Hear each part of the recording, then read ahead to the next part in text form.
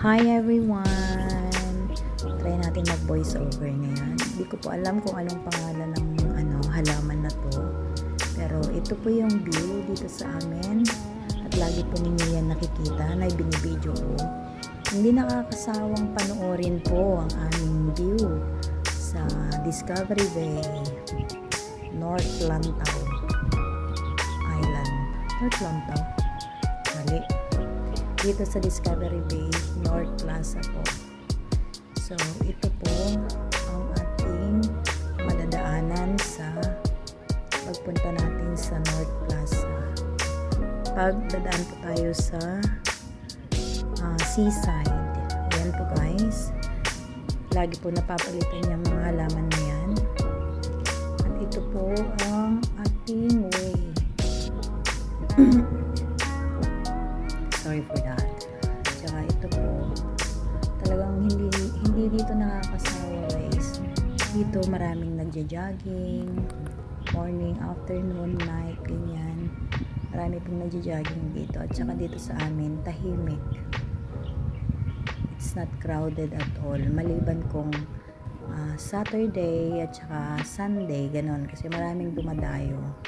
Ngayon na araw, wala pang gaano kasi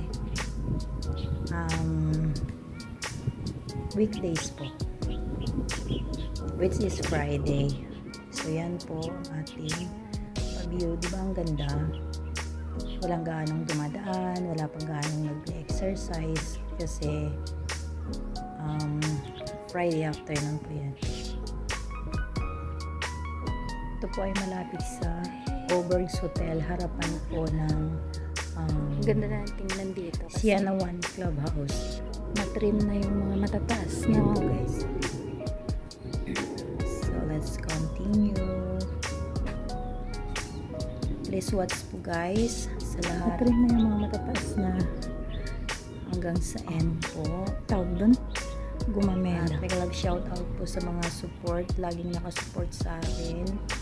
Lahat po sa mga members ko na laging nakasupport. Maraming salamat po. Ito na po tayo. Shout out everyone. And all the legit supporters po, legit friends. Maraming salamat. Parang mabilis, diba? Parang hindi naman yata. Sakto lang.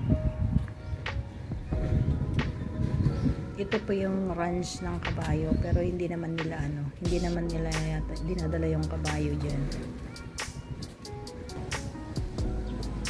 Ayan na po yung buwan. Bumaba po ang buwan. Kasi may naglagay po sila ng ganyan kasi po Mid-Autumn Festival na po sa 29 or 30th. Mid-Autumn Festival po. So, yan po ang decoration. May pabuwan po sila. Yan po ang likod ng Oberg's Hotel ng North Plaza dito sa Discovery Bay. Maraming nagpipicture na kahapon. On that time,